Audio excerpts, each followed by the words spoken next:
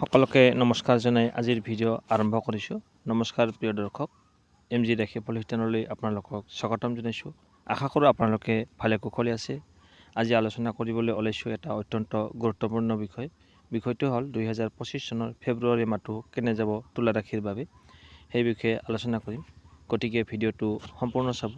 যিসকলে এতিয়ালৈকে মোৰ চেনেলটো ছাবস্ক্ৰাইব কৰা নাই, এতিয়া ছাবস্ক্ৰাইব কৰি অল নটিফিকেশ্যন প্ৰেছ কৰি থওক, কাৰণ এনেধৰণৰ নতুন নতুন ভিডিঅ' আপলোড কৰি থাকিম।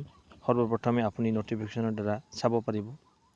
বেছি পলম নকৰি আহক তেন্তে আৰম্ভ কৰোঁ আজিৰ ভিডিঅ'।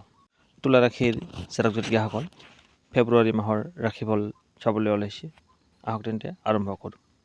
আপোনালোকৰ চাকৰিত পৰিৱৰ্তন হোৱাৰ সম্ভাৱনা আছে এই ফেব্ৰুৱাৰী মাহত। যদি আপুনি চাকৰি পৰিৱৰ্তন কৰিব বিচাৰে তেনেহ'লে এই সময়ত আপুনি সফল হ'ব পাৰে। সঠিক বুদ্ধিমত্তা ব্যৱহাৰ কৰি ব্যৱসায় নাইবা চাকৰিত আগুৱাই যোৱাত সহায় কৰিব। ছাত্ৰ ছাত্ৰীসকলে ভাল ফলাফল পাবলৈ সক্ষম হ'ব। দৌৰা দৌৰিকৈ কাম কৰাৰ পৰা বিৰত থাকক। আপুনি দৌৰা দৌৰিকৈ কাম কাজবিলাক নকৰিব। ভাবি চিন্তি লাহে ধীৰে কাম কাজবিলাক কৰক, সফলতা লাভ কৰিব। প্ৰেমৰ ক্ষেত্ৰত মধ্যমীয়া ফল লাভ কৰিব। তথাপিও প্ৰেমিক প্ৰেমিকাৰ মাজত দুয়োৰে মনোমালিন্য হোৱাৰ সম্ভাৱনা আছে।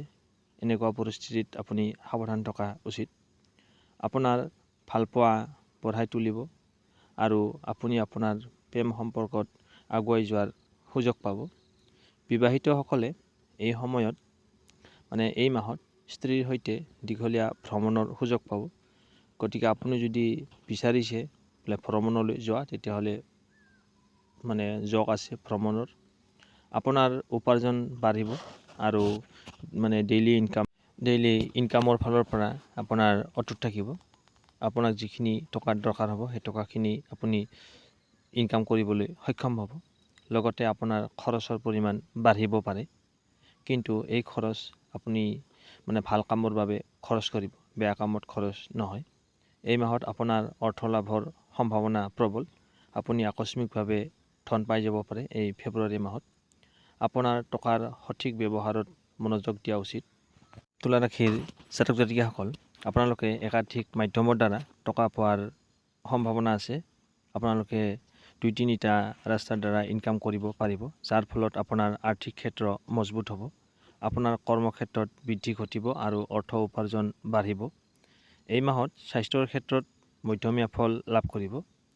15 ফেব্ৰুৱাৰীৰ পিছত স্বাস্থ্যৰ ক্ষেত্ৰত কিছু সমস্যা আহিব পাৰে। শুদ্ধ মনে কমেণ্ট বক্সত ওম বুং বুধায় নমঃ এই মন্ত্ৰটো 11 বাৰ লিখক আৰু প্ৰতিদিনে ৰাতিপুৱা এই মন্ত্ৰটো 21 বাৰকৈ জপ কৰিব। তাৰ ফলত আপোনাৰ স্বাস্থ্যজনিত সমস্যাৰ পৰা মুক্তি লাভ কৰিব। আপোনাৰ মাহটো শুভ হওক।